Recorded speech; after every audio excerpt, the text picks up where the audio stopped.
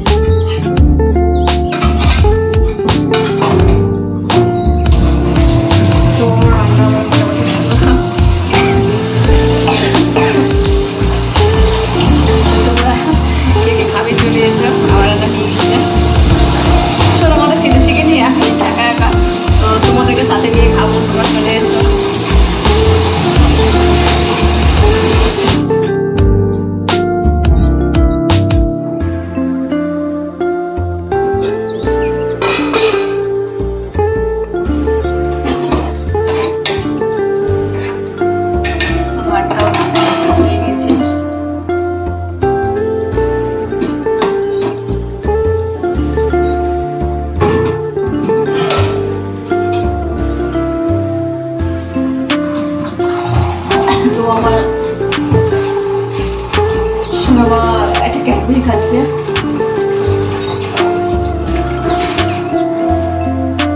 মানে যেটা কেটে গেছে ও ফিটা টানতে পারছে না, মানে এতটা কেটে গেছে, অনেক রক্ত, অনেক মানে জ্বালা করছে, টানতে পারছে না, আমাদের ব্যথা করছে, হয়তো ভীষণ কষ্ট হচ্ছে।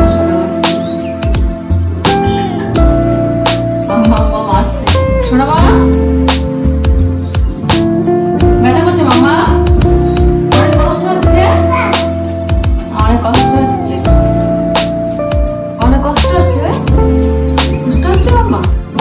আমার সোনা মাকে মশাই কেটে নিয়েছে, মশাই থাকলে ঘুমাই না, ঘুমায় মশাই কেটেছে, কেটেছে বাবা।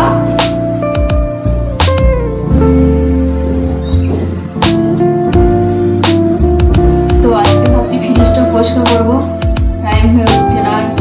যত কাজ আমি সামলাই রাতের বেলায়, ঘুমানোর পর চেষ্টা করি, প্রায় 12টা সাড়ে 12টা বেজেই যায়, ঘুমানোর পর চেষ্টা করি। আমি কি রাতেও বেশিরভাগ কাছাকাছি করার চেষ্টা করি, এখন শীত বলে হয়তো মানে হয়ে ওঠে না, ঠান্ডা ভীষণ ঠান্ডা, এদিকে ঠান্ডাটা অনেকটাই কমেছে।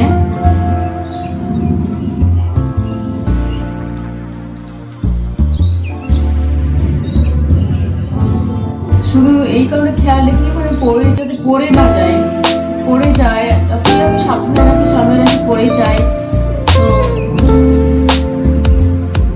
সাবধানে রাখার পর হয়তো পড়ে যায়। কিন্তু ব্রেনের সমস্যা, ব্রেনে চোট, মানে ডক্টর আমাকে বারণ করেছে, আমি আপ্রাণ চেষ্টা করি সামলে রাখার। আমি ব্যতিক্রম হয়ে যায়, কি আর করার আছে, মনে বলো একাই সামলে কষ্ট হয়। তো আমাদের পাশে মানে কিছুদিন থেকে আসে, মামাকে দেখতে আসে, চলে যায় ওরা, বা কথা হয়তো আধ ঘন্টা 1 ঘন্টা হয়তো বসে চলে গেল। এবার আমার কাছে আমাকেই সামলাতে হবে, আর আমার সোনাকে আমাকেই দেখতে হবে।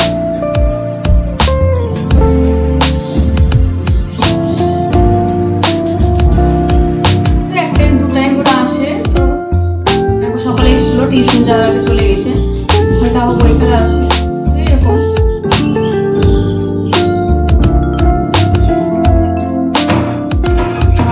যদি ঘুমায় তো ঘুম পাঠিয়ে দেবো, ফ্রিজটা পরিষ্কার করবো, তারপর বাকি কাজগুলো করবো।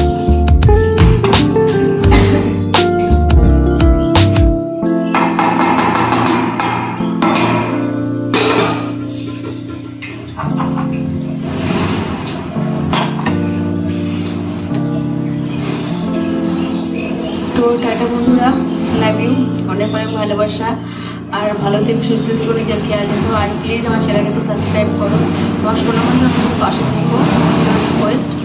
আর SSB blog Sneha and Sathi, হ্যাঁ তো ব্লগ তো পাশে থেকো, আর প্লিজ সাবস্ক্রাইব করো, পাশে থেকো, তোমরা আমার ভরসা, যাতে আমি এগিয়ে যেতে পারি, আমার সোনামা একটা ভালো একটা জীবন দিতে পারি, এইটুকু তোমার কাছে আমার চাওয়া। তো লাভ ইউ, খুব ভালো থেকো, সুস্থ থেকো, নিজের খেয়াল রেখো।